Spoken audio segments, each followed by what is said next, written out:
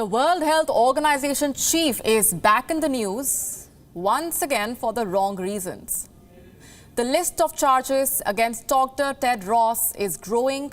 He has been accused of siding with China for denying Taiwan a platform, and now he is being accused of backing the Tigray rebels in Ethiopia. Yes, you heard that right. The Ethiopian military is accusing Dr. Ted Ross of practically waging a war against the government of Ethiopia. How? By supporting the rebels, trying to procure arms for them and providing diplomatic backing. Listen in to what the Ethiopian army chief has to say. This fellow is himself part of that team. As you know, he is a member of their central committee. Now that his members, those who have his similar kind of thinking, what do you expect from him?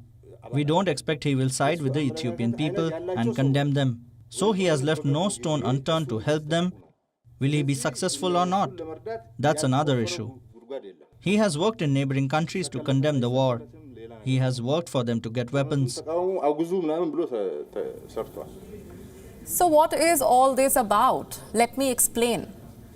Earlier this month, a domestic conflict began in Ethiopia, a conflict that now increasingly looks like a full-blown war. Two sides are fighting each other. On one side is the Ethiopian government, led by the Nobel Prize-winning Prime Minister, Abiy Ahmed. On the other side is the Tigray People's Liberation Front. They ruled Ethiopia for 27 years before Abiy Ahmed came to power. Now, the Tigray People's Liberation Front has refused to recognize the Prime Minister's authority. And this has triggered a civil war. So what role does Dr. Ted Ross have in this? He allegedly is backing the Tigray People's Liberation Front. The charges against Dr. Ted Ross are serious.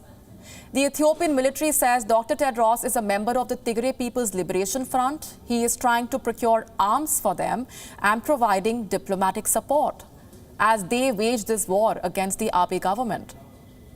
Dr. Ted Ross is a Tigrayan. In fact, he is the world's most high-profile Tigrayan. He was the health minister in the previous Ethiopian government that was led by the Tigray People's Liberation Front. Even as health minister, Dr. Ted Ross was not immune to controversy. This report came out when Dr. Ted Ross was contesting the election for Director General at the World Health Organization. He was accused of covering up not one, not two, but 3 cholera epidemics in Ethiopia. Dr. Ted Ross said that this was, I'm quoting, a last-minute smear campaign to derail his candidacy.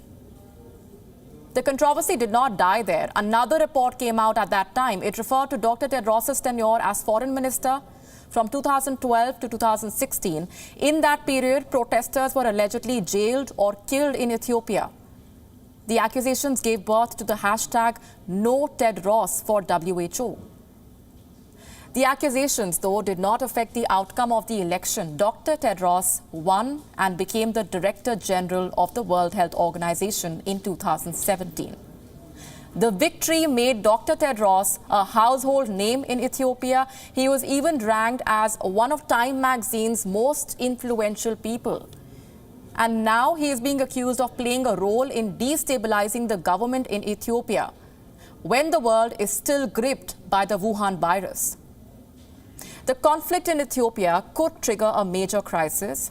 Hundreds have died in the conflict in Tigray since the beginning of November. At least 30,000 people have been forced to leave the country and move into neighboring Sudan. There is a possibility that this conflict could spill outside Ethiopia. If the charges against Dr. Ted Ross are indeed true, his acts would have contributed towards the destabilization of the Horn of Africa. The WHO chief has not issued a statement in his defense yet. But one thing is clear, the crisis of credibility for Dr. Ted Ross just turned uglier.